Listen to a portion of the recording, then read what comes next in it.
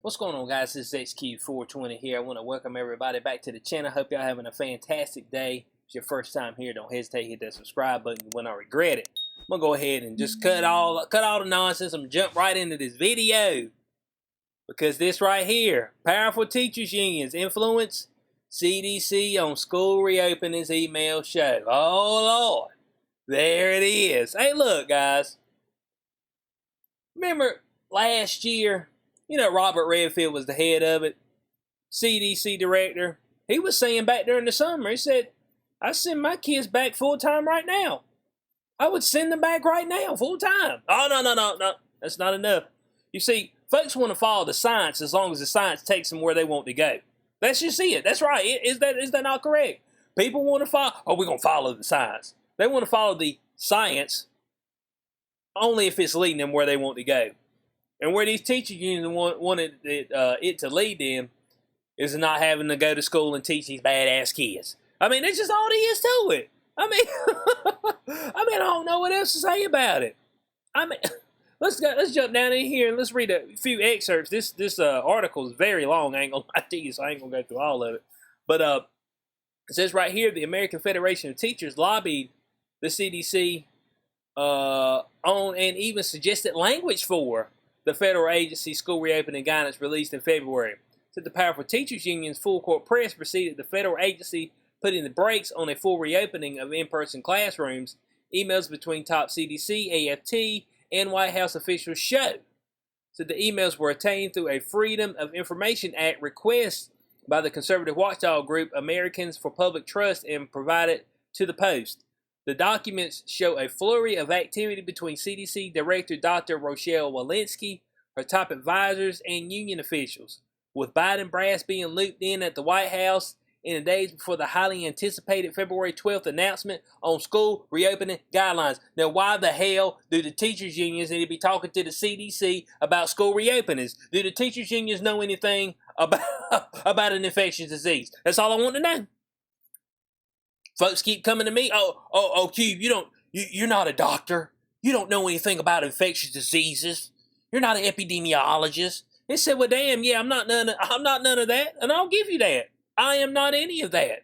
I did stay at a Holiday Inn Express, though. I believe that's the hotel. Y'all let me know if I'm wrong. I think that's a hotel, though.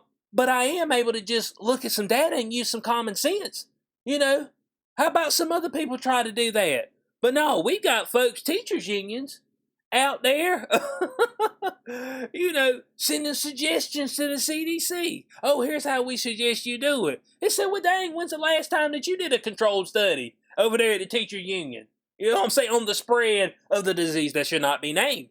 That's what I'm trying to figure out. When was the last time that happened?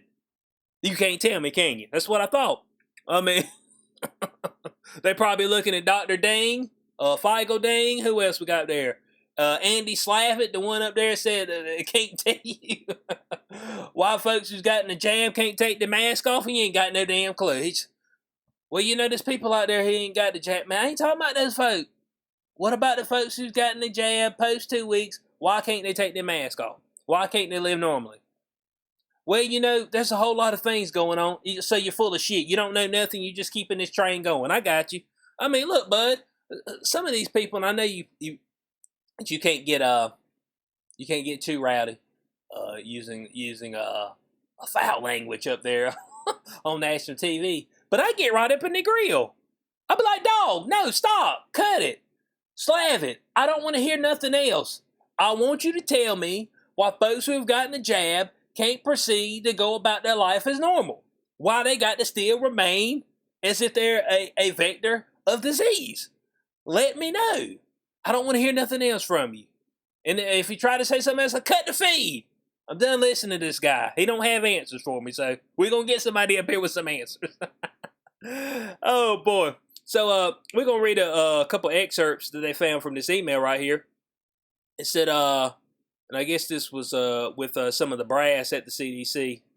It says, thank you again for Friday's rich discussion about forthcoming CDC guidance and for your openness to the suggestions made by our president, Randy Weingarten, and the AFT, wrote AFT Senior Director for Health Issues, Kelly said Trotner in the February 1st email, which described the union as the CDC's thought partner. Thought partners, y'all hand in hand. I got you, ain't no problem. They said we were able to review a copy of the draft guidance document over the weekend and were able to provide some initial feedback to several staff this morning about possible ways to strengthen the document. So CDC had a document out already. And it seems like we got a few amendments, some things that we can really put some girth to that documentation, give it a bump up.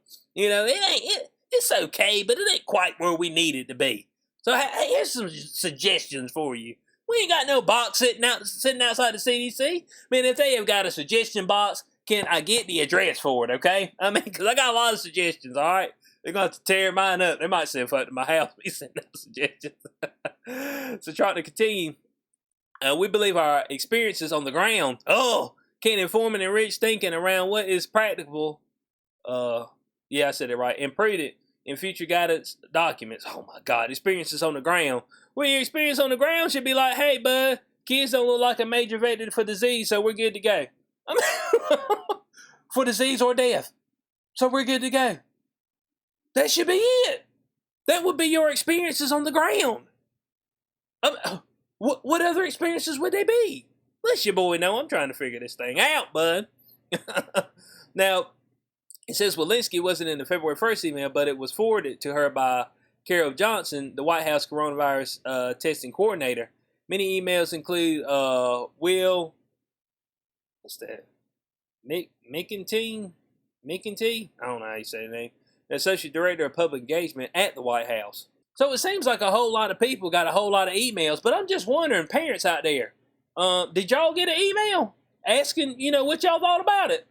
Let me know. Did the CDC send an email out to you? Say, hey, man, we'd like a little feedback, some suggestions. They send anything to y'all? I don't know. Maybe they did. I don't have any kids or anything. But, maybe they sent y'all something. Let me know. Leave it in the comment section below if you got a pamphlet from the CDC if you got told to send some suggestions in, tips and tricks. You know what I'm saying? Like we're trying to get to the next level. So as we're seeing right here, it looks like Walensky did end up getting up with Weingarten. As far as they show emails, the emails show a call between Walensky and Weingarten. And right here, they say right up here, we are immensely grateful for your genuine desire to earn our confidence and your commitment to partnership. We shouldn't be partnering with no with no union, with no teachers union. That teachers union ain't got nothing to do with your guidance, okay? It shouldn't anyway. It said the lobbying paid off. It said at least 2 instances language suggestions offered by the union were adopted nearly verbatim into the final text of the CDC document. Boy. So it said with the CDC preparing to write that schools could provide in-person instruction regarding of community spread of the virus, Trotner argued for the inclusion of a line reading, in the event of high community transmission results from a new variant of SARS-CoV-2, a new update of these guidelines may be necessary. And that language appeared on page 22. AFT also demanded special remote work concessions for teachers who have documented high-risk conditions or who are at increased risk for the disease that should not be named. And that similar arrangements should extend to staff who have a household member with a similar risk. Good God. Bo, everybody knows somebody who might have a little bit of a risk. But it'd be the whole world. Hot damn. Come on, man. This stuff is stupid, bud. But this is what I'm talking about. This is why they're like, oh man, trust these people at the CDC. No. Man, look at who's paying them. Look at who they're talking to, okay? People just assume that these people got your best interests in mind, and they don't. They don't know you, and they don't care about you. If you die tomorrow, a single tear won't drop from their eye. My goodness, man. And all the while, you've got to pay the price for the decisions that they make. That's what I'm saying. Why's the parents got to pay the price for some scared-ass teachers? Bump that. You know what I'm saying? So now I got to pay the price. And you still want me to pay taxes to go towards the school. I got you. Ain't no problem. Ain't no problem. Hey, bud. I mean, boy, man, this is some crazy stuff. Now, I don't know if y'all remember this, but back on February 14th, Jake Tapper had Walensky up there, and he was asking her about the guidelines that allow schools to open, because they're like, man, schools need to get back open. But Tapper grilled Walensky and demanded to know why the guidelines will allow schools in areas with high coronavirus community spread, known as red zones, to opt out of in-person reopening, noting that 99% of U.S. kids fell within those areas. 99%. So but the whole USA. The thing is, some folks been going back to school with no issues already, i.e. Florida. I think Iowa was one of the places. South Dakota, I don't think really shut anything down. Utah, probably had some in Tennessee. So there was places out there that were going, in person full time. And so they were like, now this is CNN now. Hey, bud, they've been kings of the panic porn. And they're like, hey, and looking at this, man, there ain't but one county in all of America that can go back to school. Boy. Can you point to any scientific reason for students in the United States not to return to in-person classes tomorrow? And she's like, no, I can't.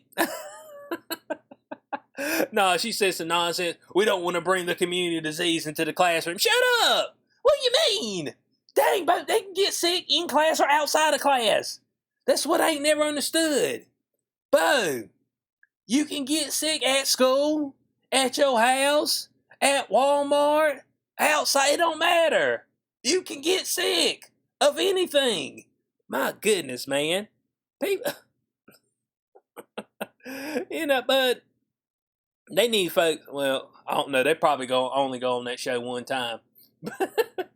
Oh no, that show. They'd be like, Cuba, we're running out of folks we're gonna be able to bring up here the way you're getting up in their face. How about, look, man, I ain't got time for the BS. We running out of time, okay? They talking about vax passports. They talking about right now ain't enough people getting a jab. Oh man, we need more folk get a jab, but we got all these jabs. We don't know what to do with them. So now I've seen more and more where black folk are up there, actors and stuff, athletes, telling black folk will get your jab. Shut up! No, I don't want it. Move on. Damn, move on to somebody else. Ship the shit overseas to somebody who might want it. Some third world country or something. Hell, supposedly. I don't want the shit. Isn't it obvious that you're done here? Well, I guess we're done here. Everybody who wanted one's got it, so we're moving on. I mean, that's it. I don't get it. I'm going to finish up with what this professor right here said. That it was Dr. Monica Gandhi, professor of medicine at the University of California in San Francisco, who has written extensively on the coronavirus, called the CDC FT emails very, very troubling.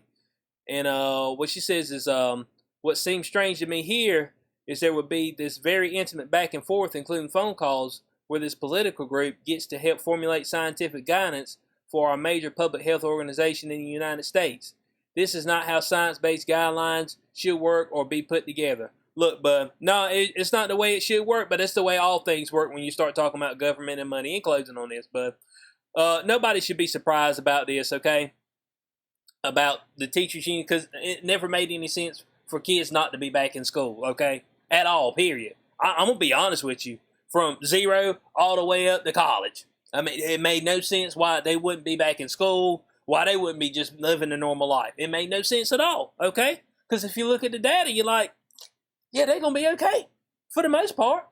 Now, I can't help the folks who are out here 300-400 pounds obese and got issues. Bo, the coof is the least of your concerns. You try, I mean, I'm just sorry, man. It just is what it is. But dang, bud, when you look at the data, it's like, man, the young folk going to be all right. From what I'm seeing, they look like they're going to be okay. Not major vectors for disease, not major risk of dying. So, hey, let's move on. But no, but when you got folks, you got to always look and see who pays the bills, okay? Who pays the bills? Who's got their fingers entrenched in certain organizations? Because these organizations don't care about you. And they're not science-based either, okay? You know, they are political-based. There's no doubt about that. And we've seen it from their guidelines. So I want to know what y'all's thoughts are on this in the comment section below. What y'all think about these emails? Do you think, are you surprised? I'm not. You had to have known something was up with the teachers' unions and maybe being a little bit of cahoots with the CDC. So this is not surprising. So I hope y'all did enjoy this video. Let me know y'all's thoughts in the comment section below. As always, like, share, subscribe. Make sure you click that notification button so you know when I post in the future. This has been your boy XQ420. I'll catch y'all on the next one. Peace out.